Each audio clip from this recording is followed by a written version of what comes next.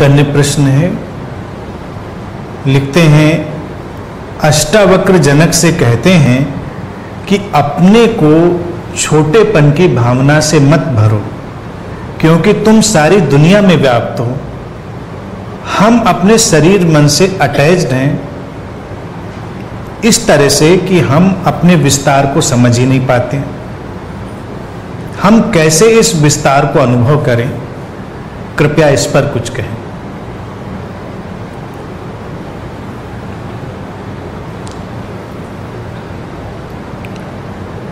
व्यक्ति क्षुद्र और विराट का संगम है, सीमा और असीम का मिलन है, पदार्थ और चैतन्य का मिलन है। यही उसको दुर्लभ भी बनाता है और यही उसको अनूठा भी बनाता है, यही उसको अतुलनीय बनाता है। जो जैसा है उसको वैसा ही देख लेना, जान लेना, वही विराट हो जाना। अब शरीर है तो शरीर की सीमाएं हैं। शरीर की सीमाओं को कोई जानता है तो उचित है, लेकिन अगर शरीर की सीमाओं से कोई बंध जाता है और उससे आगे देखना नहीं चाहता, तब समस्या खड़ी हो जाती है। शरीर है तो शरीर से जुड़ा हुआ मन है, मन और तरल है, व्यापक है, तो मन की व्यापकता में भी हम जा सकते हैं, हालांकि वो भी असीम नहीं है। कितना भी व्यापक हो उसकी भी सीमा है, मन की भी सीमा है, विचार की भी सीमा है। अब उसकी फंक्शनिंग अलग है।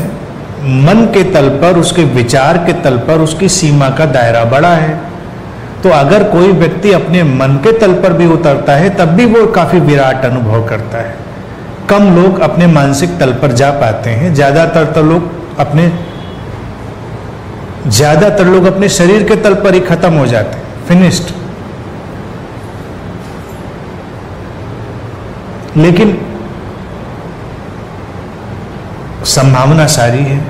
और फिर हमारे अंदर जो चेतना का तल है, चैतन्य का तल है, वो असीम है, वो विराट है।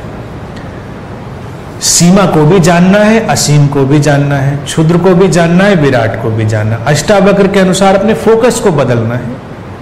फोकस को अगर हम सीमा पर बनाए रखेंगे, क्षुद्र पर बनाए रखेंगे, तो हम क्षुद्र जैसा अनुभव करेंगे।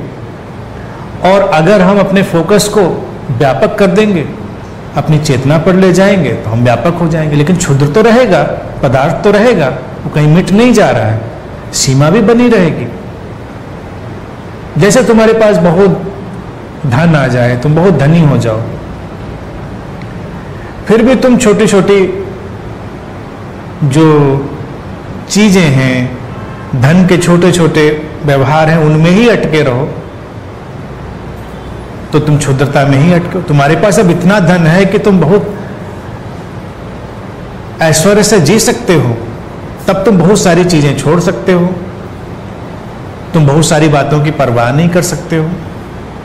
लेकिन अगर तुम्हारे पास बहुत धन भी हो और तुम 10-50 रुपए के लिए, 100 रुपए के लिए लड़ते रहो, तो क्षुद्रता में ही फंसे हो। क्योंकि तुम अफोर्ड कर सकते हो उसको छोड़ना और तुम शांति से रह सकते हो, अशांत होने का कोई विषय नहीं। अब सोचो कि धन भी है और तुम 100, 50, 1000, सीमा कितनी भी बड़ी हो सकती है। किसी के लिए वो 100 की, किसी के लिए 1000 की, किसी के लिए लाख की, कितनी भी बड़ी हो सकती है, उदाहरण से समझे। और तुम्हारे लिए कोई फर्क नहीं पड़ता उतने धन के इधर उधर हो जाने से, लेकिन तुम उसमें ही अटके हो, तो ये दृष्टि का क्षुद्र में अटक जाना और बेकार में परेशानी मोल लेना है, बेकार में चिंता को मोल लेना है। जब तुम अफोर्ड कर सकते हो तो क्यों अटके हो? खुशी से रहो, रिलैक्स होकर रहो। हालांकि बड़ा मटेरियल एग्जाम्पल है, लेकिन बिल्कुल ऐसा ही है। धनी होकर भी, अफोर्ड हो कर पाने के बावजूद भी तुम देखो लोगों को बार्गेन करते हुए, छोटी छोटी बातों में उलझे रहते हुए। थोड़ा दरिया दिल हो। जब तुम्हारे पास ज्यादा धन हो तो अच्छे से जियो, रईसी उसी को कहते हैं कि जब धन तुम्हारे पास है और धन की तुम परवाह नहीं करते, मदद भी करते हो, लोगों के साथ शेयर भी करते हो, यानी कि असली ऐश्वर्य तो तब है जब तुम किसी को दे भी पाते हो, किसी की सहायता भी कर पाते हो। केवल अपने लिए ही किया तो बड़ी सीमा, तुम दूसरे के लिए भी करते हो तो सीमा बड़ी हुई ना, बड़ी हो गई सीमा। तो ऐसे ही हमारे पास जब चेतना का ऐश्वर्य है तो हम पूरी ऐश्वर्य में जी सकते हैं।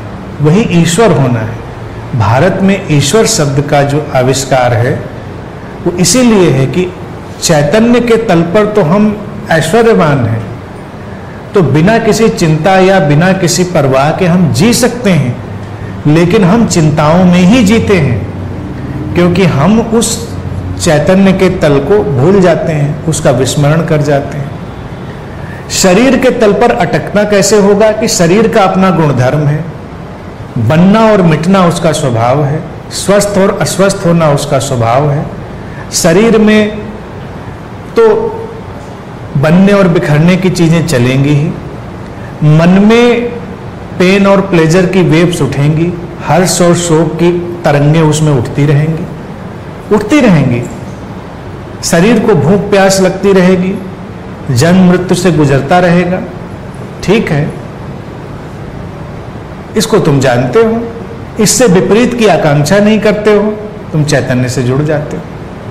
शरीर से अटकना तब होता है जब तुम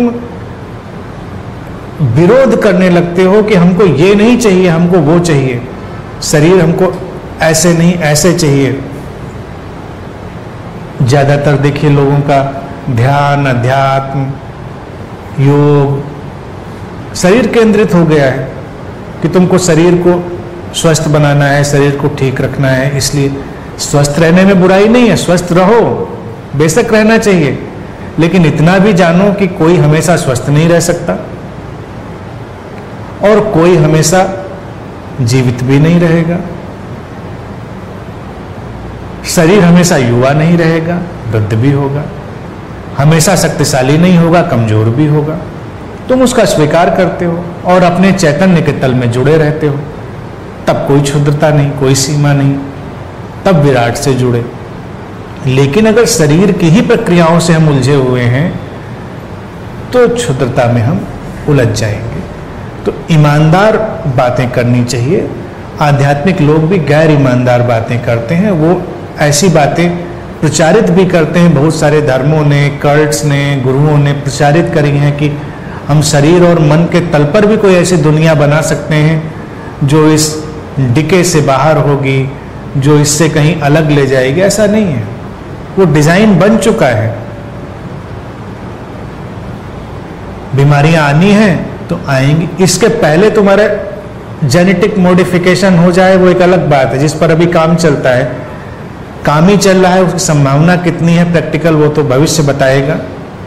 कि कोई जब बच्चा आने वाला हो तो हम पहले उसको जेनेटिकली उसको स्टडी करें और उसको वहीं पर ठीक कर दें बहुत सारी बीमारियां। लेकिन वो एक हाइपोथेसिस है, काम हो रहा है उस पर।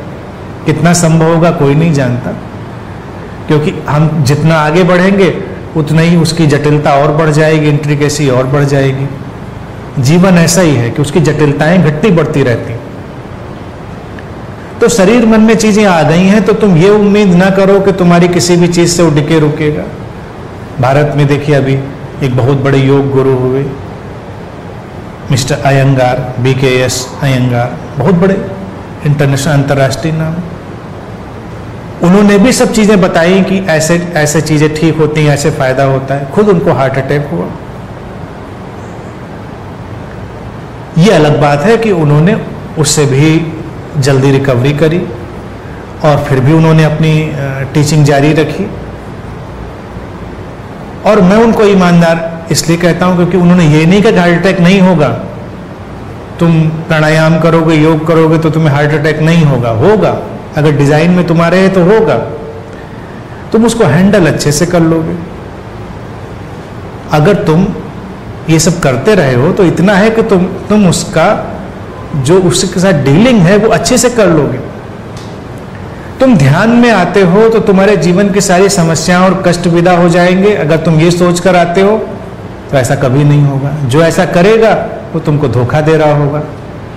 जो ऐसा प्रचार कर रहा होगा, कोई गुरु, कल्ट, रिलीजन, तो वो तुमको धोखे में रख रहा होगा। तुम्हारे सब कष्ट वैसे के वैसे ही रहेंगे, तुम्हारी सारी परेशानियां वैसी की वैसी ही रहेंगी, उसमें कोई तब्दीली नहीं होगी, क्योंकि वो तो डिजाइन बन चुका है तुम्हारा ऑलरेडी। लेकिन फिर होगा क्या? अगर तुम ध्यान में गहरे जाओगे, तुम्हारे अंदर समझ उतरेगी, तुम उनसे अच्छे से व्यवहार कर पाओगे, तुम उसमें से अच्छे से निकल पाओगे। जैसे तुम किसी भीड़ भरी सड़क पर आ गए हो, तुम टकराते हुए भी चल सकते हो और तुम सुलझे हुए भी चल सकते हो, क्योंकि अब तुमको दिखाई देने लगा है किधर से जाएं किधर से ना जाएं। लेकिन तुम सोचो कि भीड़ होगी ही नहीं, तो ऐसा नहीं होगा। सब कुछ वैसे का वैसा ही होगा, बस वहां पर व्यवहार करने की तुम्हारी जो क्षमता है, प्रतिभा है, अंतर्दृष्टि है, वो बदल जाएगी। और वो बदल गई तभी तुम क्षुद्र से हटके विराट पर आ गए।